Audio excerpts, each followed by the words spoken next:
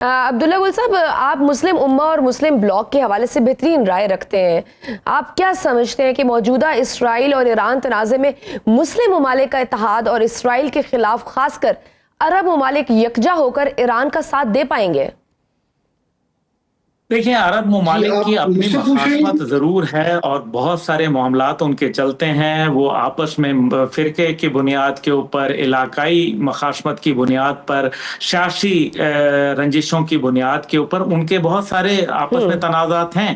لیکن کہیں نہ کہیں عرب دنیا کو یہ احساس ہو چلا ہے کہ اگر ایران کا ہوا بھی ان کے اسرائیل کے سامنے سے ختم ہو گیا تو پھر عرب دنیا کو جو ہے کوئی نہیں بچا پائے گا.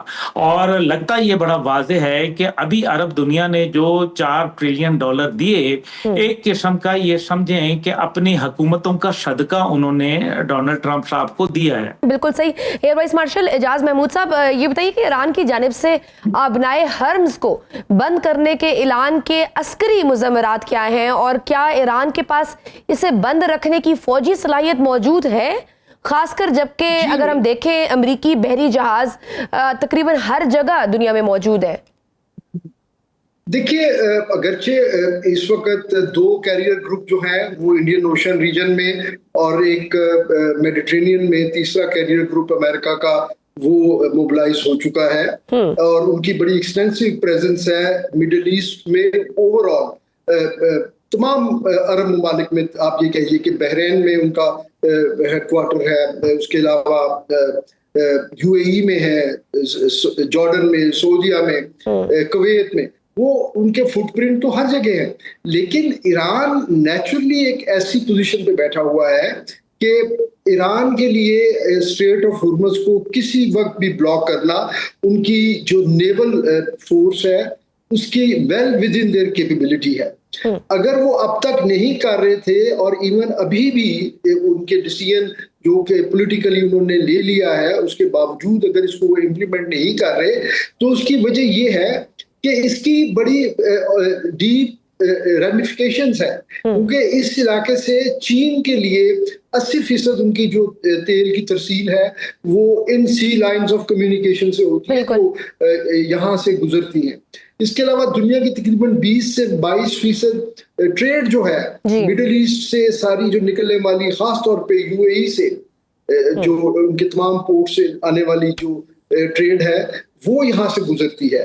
تو اس کا جو شکار بشمول پاکستان کے تمام ملک ہو جائیں گے. تو اس لیے میرا خیال ہے کہ ایران اس پہ ابھی تھوڑا سوچ بچار کر رہا ہے، لیکن اگر وہ چاہیں تو ماسوائے اس ایک چھوٹی سی نیرو بیلٹ کے جو کہ عمان کے ٹیریٹوریل واٹرز میں آتی ہے وہ اس کو بلاک کر سکتے ہیں، اور اس کے لیے ان کے پاس بالکل ویئر ودال بھی ہے اور وہ اس چیز کو بڑی آسانی سے امپلیمنٹ کر سکیں گے. بالکل صحیح. عبداللہ، آپ کیا سمجھتے ہیں اس وقت پاکستان کی پوزیشن پوری صورتحال میں کیا ہونی چاہیے؟ کیونکہ کافی زیادہ چیلنجز ہیں، ایک تو سفارتی لیول پر، دوسرا اب جو ایران نے جو سٹیپ لیے اس کے بعد ہم دیکھ رہے ہیں کس طرح سے پورا خطہ معاشی بحران کا شکار بھی ہو سکتا ہے. دیکھیے، جہاں تک پاکستان کے لیے تو ظاہر ہے چیلنجز موجود ہیں، لیکن آبنائے ہرمز بند کرنے کے پیچھے بہت سارے جو راز ہیں وہ پنہاں ہیں. سب سے بڑی بات یہ ہے کہ چین جو ہے اس کا $400 بلین کا ایگریمنٹ ہے تیل کے حوالے سے، اور ظاہر ہے یہ ایک اہم ترین ایگریمنٹ ہے. اور چین اپنے دنیا کا اندر سب سے زیادہ آئل کنزیومر ملک ہے، اور اپنے ایسٹس کو اور اپنی چیزوں کو بچانے کے لیے اور اپنی آئل سپلائی کو برقرار رکھنے کے لیے چین کو مجبوراً جو ہے وہ اپنے ایسٹس کو موو کرنا پڑے گا آبنائے ہرمز کی جانب. اور دوسری جانب جو ہے وہ اسٹریٹس آف یہ باب المندب اسٹریٹس بھی موجود ہے، جو ہوتیوں نے پہلے ہی اس کے اوپر بہت مشکلات پیدا کی ہوئی ہیں، اور یمن کے ذریعے یہاں سے کوئی بھی شپ کو باہر نکالنا اتنا آسان نہیں ہے، خاص طور پہ جب اب اعلان جنگ ہو چکا ہے. ایران کی نیوی جو ہے اس کے پاس ٹھیک ہے ایئر کرافٹ کیریئر موجود نہیں ہے، لیکن اس کے پاس اٹیک بوٹس اور اس کے پاس جو ہے فریگیٹس اور اسی طریقے سے میسائل ٹارپیڈو لانچرز یہ اس کے پاس موجود ہیں، جو کہ میرے خیال میں دنیا میں کسی بھی نیوی کو टफ टाइम देने की सलाहियत रखती है। खास तौर पे इनके पास 19 मुख्तलिफ जो अमेरिकन बेसेस इस खित्ते के अंदर मौजूद हैं, जिसके अंदर उर्दन में है, इराक के अंदर है, सऊदी अरब में है, यूएई में है, इसी तरीके से अमान में है। तो ये तमाम बेसेस जो हैं ये ईरान के मिसाइल्स के बहुत करीब तर हैं निस्बतन इसराइल के।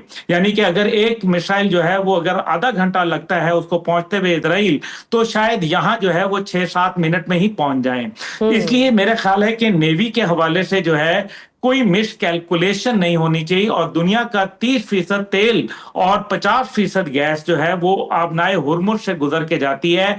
यकीनन इससे जो है ऑयल प्राइसेस बहुत इंक्रीज करेंगी। लेकिन एक अहम बात यह है कि जब से यूक्रेन और रशिया की जंग शुरू हुई है तो रशिया से ऑयल सप्लाई लोगों ने लेना बंद कर दी है, और तमाम जो दारोमदार है वो गल्फ के जो अंदर जो तेल के जखायर हैं उनसे वो यूरोप अपना जो ऑयल एनर्जी और अमेरिका जो है वो ले रहा है। अगर ये ऐसा कुछ होता है और ये जो आबनाए हुर्मुज बंद हो जाती है, जिसके ऊपर बकायदा उन्होंने पार्लियामेंट से मोहर लगवाई है, यानी कि ये एक अस्करी फैसला नहीं है बल्कि ये एक जमहूरी फैसला है। अब इसके रिपरकशंस हैं, और मेरे ख्याल में और पूरी दुनिया तो बिल्कुल फेस करना पड़ेगा। तो ये बताइए कि फिर पाकिस्तान को सारी सिचुएशन में क्या करना चाहिए? ऑब्वियसली जो खित्ता है और जिस इसका डायरेक्ट इम्पैक्ट हम पर भी पड़ेंगे, तो क्या पोजीशन लेनी चाहिए पाकिस्तान को? नेशनल सिक्योरिटी काउंसिल की जो मीटिंग है उसके अंदर पाकिस्तान ने मेरे ख्याल में अपना फैसला कर लिया हुआ है, और मेरा जाती ख्याल यह है कि पाकिस्तान ने जो फैसला लेना था वो बता दिया गया है। बहुत सारे एतराजात के जी अमेरिका दौरा हुआ फील्ड मार्शल साहब का, मेरे ख्याल में फील्ड मार्शल साहब जो है उन्होंने गोलियां नहीं खेली हुई, उन्होंने जो है वो बहुत वो समझदार और बहुत ही दाना इंसान है। ऐसे नहीं है कि उनको डोनाल्ड ट्रंप ने बुलाया है। तो फिर इसका मतलब यह है कि ये जो मामलात हैं, फील्ड मार्शल साहब को इल्म है कि उन्होंने अपने बॉर्डर के ऊपर ईरान की फौज को देखना चाहेंगे, ना कि इसराइल और हिंदुस्तान की। दूसरी जानिब जो है पाकिस्तान एक जिम्मेदार न्यूक्लियर रियासत है, पाकिस्तान पे तरह तरह के इल्जामात आयद हो रहे हैं। पाकिस्तान न्यूट्रल नहीं रह सकता।